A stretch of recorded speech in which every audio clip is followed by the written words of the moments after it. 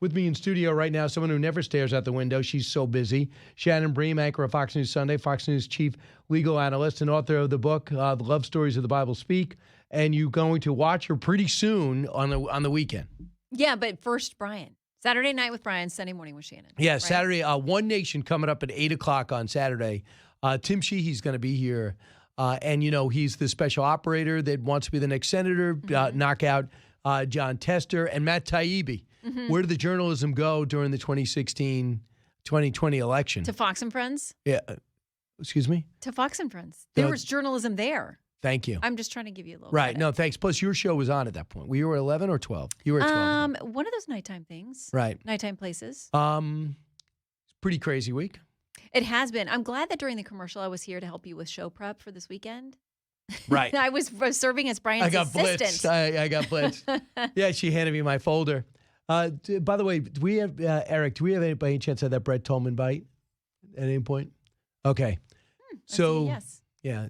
Yes. This is a cool thing about radio. Does anybody say no to Brian Kilmeade, though? Everybody. I feel like it's always a yes, right?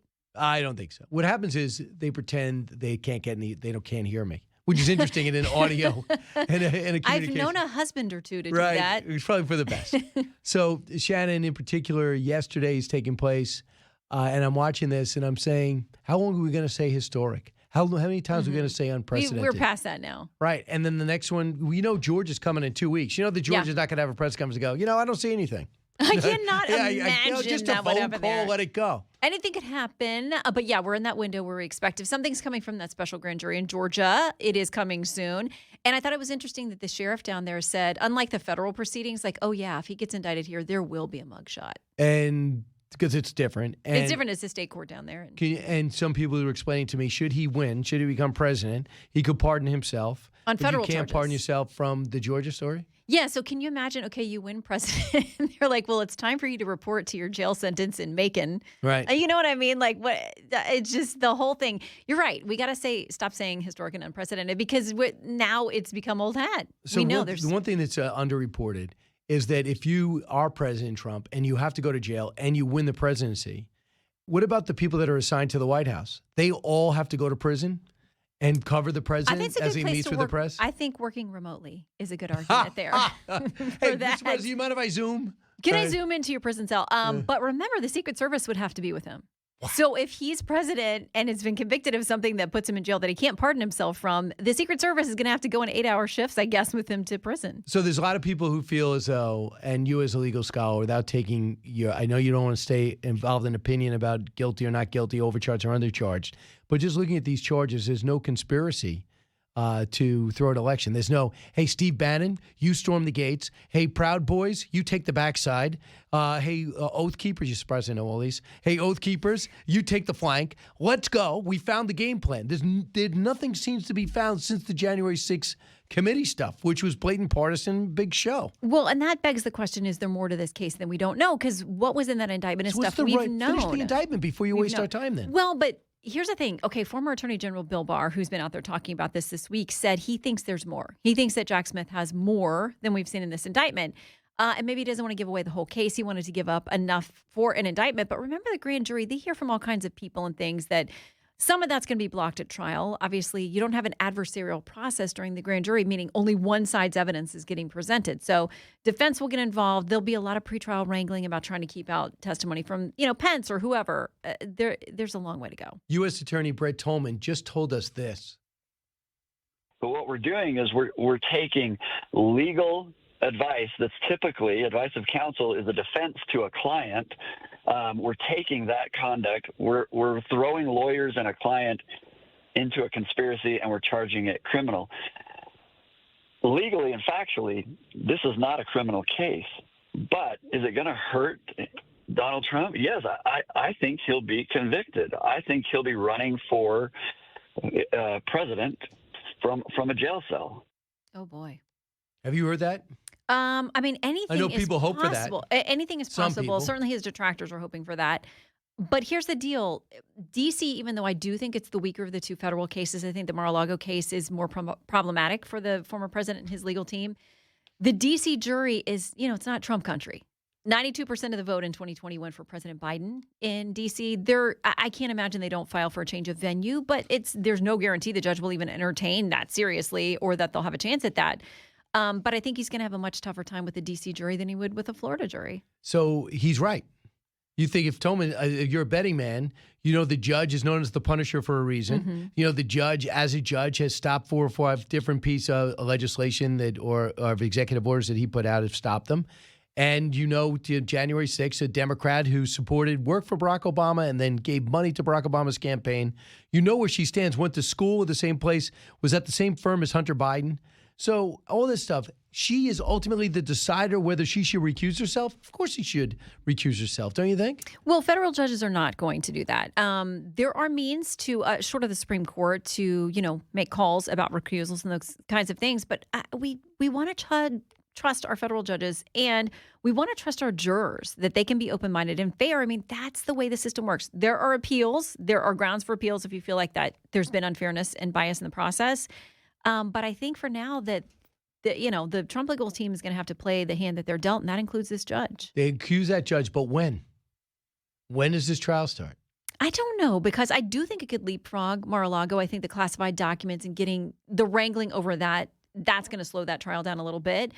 But they don't want a speedy trial, I don't think. I think the president's legal team. Trump doesn't. No, I think that they want this stuff to be after the election. I don't think they want it to be, to prepare for any one trial, and there are now multiple state and federal trials looming for this president. You need your client focused. There's a ton of prep that goes into making sure you're ready for a trial. So if he's doing 3, 4, 5, 6 of those while also running for president, it's nearly an impossible schedule to hold. I do think he is fueled by the fight, though. I think that he enjoys the back and forth. He enjoys the fight. But these legal cases are very draining and difficult for, defendants sitting in that chair hoping for innocence. So what will he do? He'll fight, and he'll do it through John Lauro, who's his attorney handling this case. This is what he said to Laura last night, Cut 15. This is criminalized First Amendment speech because President Trump, like all of us, has a right to redress grievances, has a right to protest an election that he felt was unfair, has a right to campaign on a position. And they've attacked that right, not just for President Trump, but for everyone. But now, today in court, which was a very terribly sad day, they're attacking other parts of the Constitution because they want to take President Trump to trial in a few months. They want to deny him his Sixth Amendment rights to counsel, to give me and my co-counsel Todd Blanche an opportunity to prepare. They want to deny President Trump his due process rights, to look at documents, to get witnesses, to use our subpoena power. They want to deny all of him those rights in a rush to judgment for one political purpose, and that's to uphold the Biden administration. Make no mistake about it. This has Merrick Garland's handiwork all around it. Do you see Garland's handiwork all around it, or do you see him just signing off on Jack Smith's work? Well, what the DOJ will say is that all these decisions are left to the special counsel. But what's also true is that there can be a final sign-off by the AG. It essentially goes through their office, and if they see something glaring that they want to flag or disagree with, they can. But what they'll say is, this is Jack Smith's case. He handled it. We didn't see any major problems that, needed us to intervene with it, and so it just proceeded. I guess that's where we stand. We'll see these 2 cases, and then we're going to see Alvin Bragg on March 20th. Mm-hmm. People talk about these like these are chess pieces. Oh, they'll get Alvin Bragg to move. He'll voluntarily step aside. I mean, how does this work? One court talks to another court just because they're friendly with each other? Why would anybody want to move as a prosecutor their trial? And Bragg's going to say, hey, I got my indictment in first. It's in March. I don't see that I need to move. I mean, it's not. The Trump team, I believe that's one of the cases. They try to move it to federal court, and they said no. So it's going to stay in New York State court. They went first, and they're going to argue that should be their position. The fact that there's a meeting on this D.C., the latest indictment on the 28th, that's moving very quickly. So it'll be interesting to see what the federal judge has to say at that point about the president does not have to go to that, the former president. Well, he didn't have to go yesterday either. Oh, I didn't know that. No, so the fact that he went was a choice. I mean, the optics of it, and I think that he likes to show that he's going there. I mean, with his social media yesterday, he said, I'm going here to get arrested for you. And so I think there are a lot of good optics in that for him. It works. It's working in fundraising. It's working on the campaign trail. He'll be back in Alabama today, and you better believe he's going to talk about this. Isn't it this type of things that Jesus says? Like, he did a lot for us, and so is Trump. Do you see a lot of the parallels? I do not. You want to think about Only that for a because second? you know where I stand on the faith issue. Yes, I believe Jesus stood in the gap for us and in very important ways in saving us from ourselves. I would not equate any other human to doing that. All right, we'll see. We'll agree to disagree. Okay. Here's Newt Gingrich on who should be charged. Cut 20. And I'm absolutely certain that the current Attorney General, Merrick Garland, is in grave danger of being charged with obstruction of justice and with having destroyed the system. I mean, I think the Congress, frankly, should be right now subpoenaing all the documents between Smith and Garland, because I think Garland's been directing this. I think the timing is weird. As you know, the other night, Waters put up a chart that showed something happens to Hunter, the next two or 3 days, something happens to Trump. Something happens to Hunter, the next 2 or 3 days, something happens to Trump. I mean, this is so blatantly, disgustingly political that it has no business being in the Department of Justice. So Newt Gingrich, you know how he feels. Do you think he has a case? Do you think that we should charge Garland? Here's the thing. That House majority is so slim, and then you hit a brick wall in the Senate. So unless Republicans win a lot more seats in both of those chambers, I don't see how they could move forward with impeachment. I mean, you could move forward with it. You probably get it through the House, but it's going to die in the Senate. I know Shannon Bream is with us now. She's getting set to host Fox News Sunday. And I know a lot of times she'll just sit in the halls of Congress and just listen. Mm-hmm. When you were in the hall of Congress, do you believe the Republicans are getting poised to start impeachment proceedings in September? Is that real? I think that they're trying to have their internal conversations and figure that out before they get any more public conversation going about it. You saw how well that went when some of those folks lifted their head and were like, yeah, we're thinking about moving forward with impeachment. There were even Republicans who stood up and said, like, wait a minute, we need to be very careful with launching the I word. As much as they railed on it during the Trump administration, they got to be careful because everybody's going to throw those quotes right back in their face. And you know it's going nowhere in the Senate. It just isn't. Dianne Feinstein now has her daughter take power of attorney. Mm-hmm. She's clearly failing. How long are they going to prop her up? Congratulations, great life, great career. I don't really know her. People really respect her. I understand that.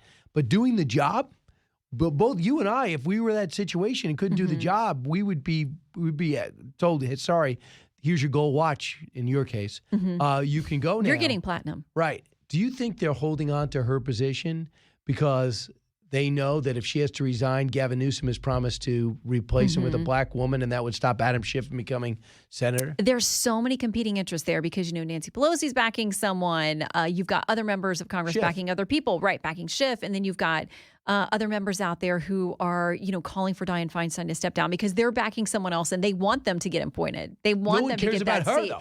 I know. And the crazy thing is, so much of it has been about the Senate Judiciary Committee because if they lose her vote, it's not clear that Republicans would play ball at all with allowing Democrats to put somebody else on that committee. And it's a key committee. Shannon, who's going to be on your show? John Lauro, representing President Trump, is going to be on with us. So we're going to talk through all the legal. We've got Andy McCarthy and John Yoo with us to talk the legal and the political, too. We've got Congressman Auchincloss with us to talk about the Hunter Biden thing. Why do Democrats think the Devin Archer transcript was a slam dunk for them? Because Republicans think the same thing. So we'll debate all that. And we got a lot of foreign policy, too.